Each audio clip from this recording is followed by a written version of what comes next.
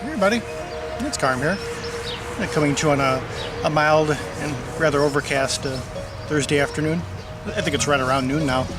And coming on with three more revisits. And one artist here in particular, and revisiting a lot. Just picked up his recent album, just put out this year, and kind of going through his catalog after being into him for quite some years. But, George Winston here. His very first album, Ballads and Blues, 1972. It came out in '73 on Tacoma Records, produced by John Fahey, which is probably where I learned of John Fahey from seeing him in the credits here.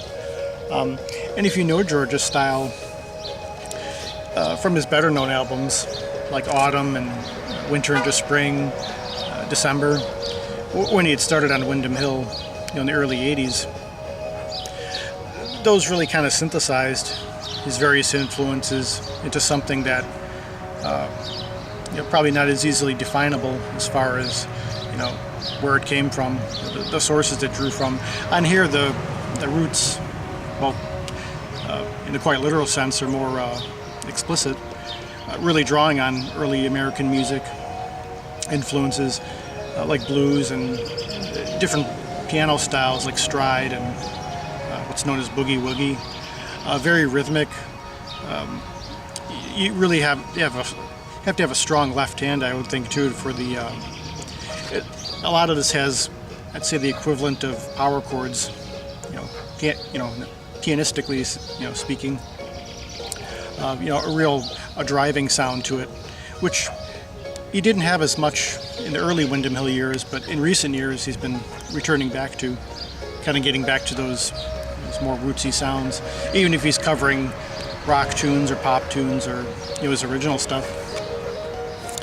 But this is quite evocative and just paints a really interesting picture that I didn't really even detect on later albums. You have D-Land Florida Medley. It's a mixture of originals and covers. Go Away From My Window, traditional.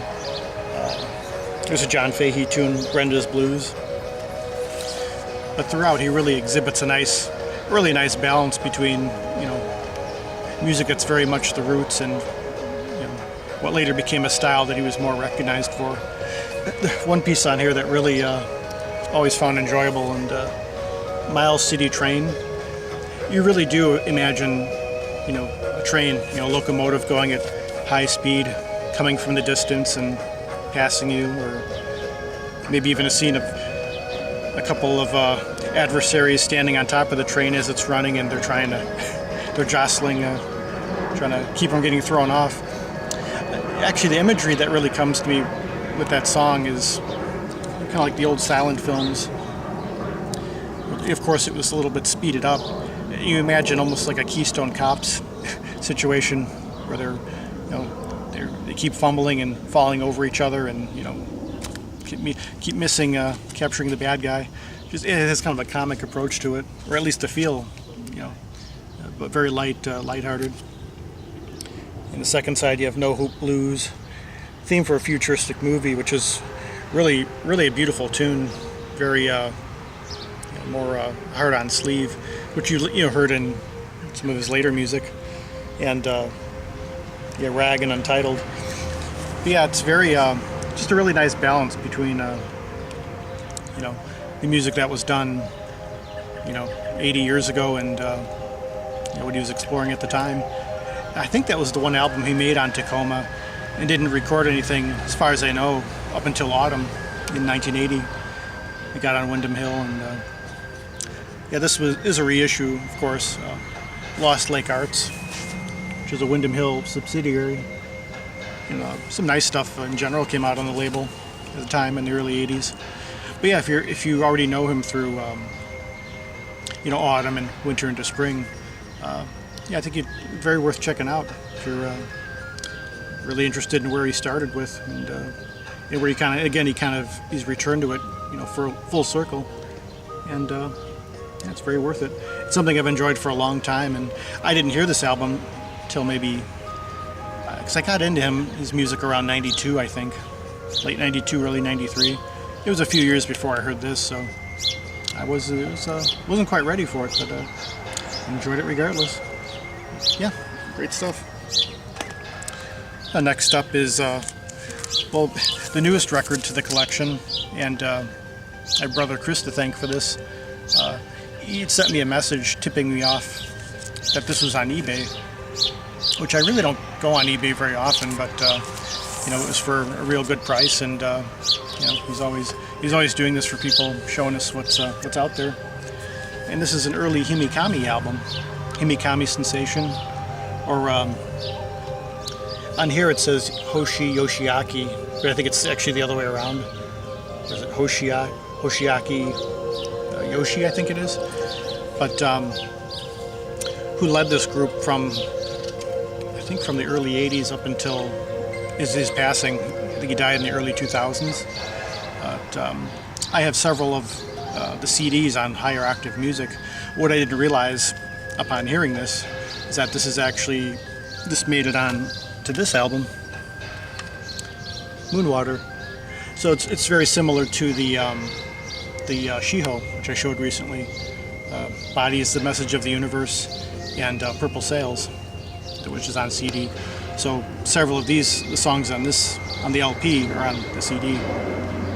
And this is from 1982, which I would have never known for the most part, because it sounds kind of ahead of its time, at least in my opinion. I got it playing kind of low. I don't know if you could hear it with everything else going on. But yeah, to me it's very enchanting, whimsical, mostly synthesizer music. He also has some other, he's got drummer, bass, and guitar on here, but a lot of it's keyboard synthesizer centered. I think from what I understand, he used to compose for animated films, like fantasy films, and you could definitely hear that in what he's doing. I'll turn up a little bit. I got my CD player down here. Yeah, I like this song a lot, Swan Myth. So you got the English translations of a few of the tunes that are on here. Yeah, this is all in Japanese. But I've been a fan of his for a long time, and had always wanted to find more of his early stuff on an LP. So thanks to Chris, I got it. It came with the Obi and everything. It's funny too, after I ordered this, I think about 2 days later, I got an email telling me that it was no longer available. So I thought, and they gave you other options to check out if you wanted to look into something else by him, which were actually a little pricey. But what was funny though, 3 days after that, the record came anyway, so it's a pleasant surprise in that case. But wonderful stuff. Definitely recommend if you like that sort of electronic and more into the Japanese artists. And again, if you look for his Higher Octave albums, I think there's 3 CDs available, 3 albums. So very easy to come by, online, or probably find them in some of the shops. This is my personal favorite of his, which again I was pleasantly surprised that it drew from this album. So, excellent stuff. Himikami, or Himikami Sensation, as it known as at the time. Yeah, just love it. And finally here, really nice revisit.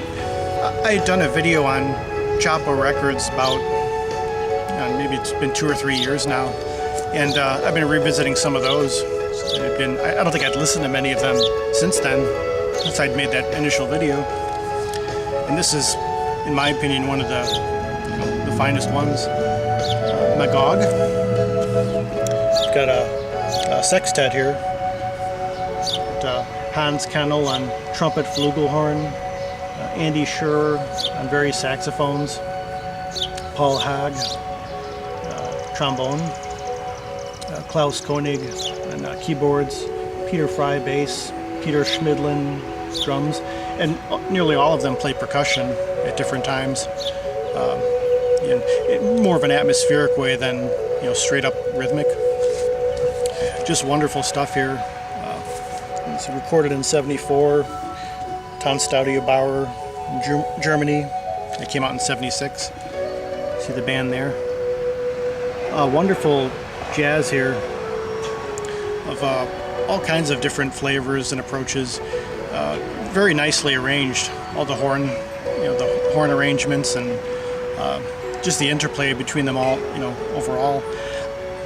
The compositions are pretty equally shared between various members of the group, and I'm not sure if each of them are arranging the pieces themselves or one person's arranging. But again, really nice arrangements, a nice balance between looser and more free.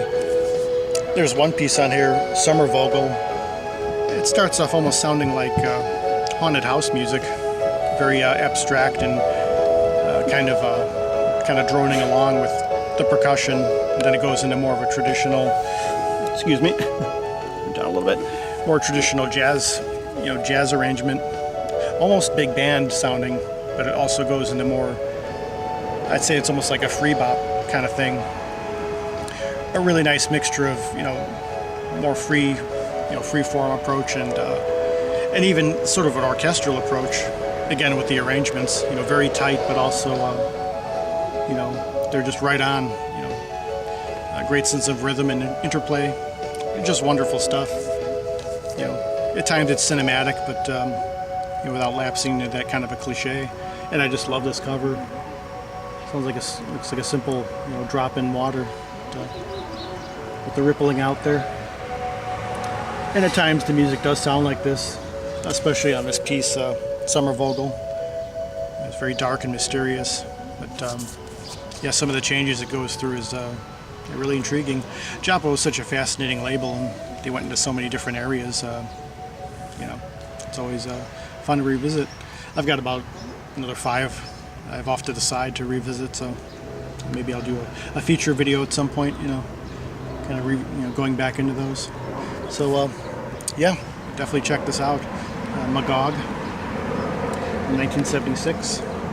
Yeah, another nice Choppa representation here. So, yeah, I'm gonna do it for about now. It's starting to drizzle a little bit, so I want to protect the fairly brand new camera. So hope you're all's well where you're at, and I'll be back on soon. To the next one. Peace, love, and joy.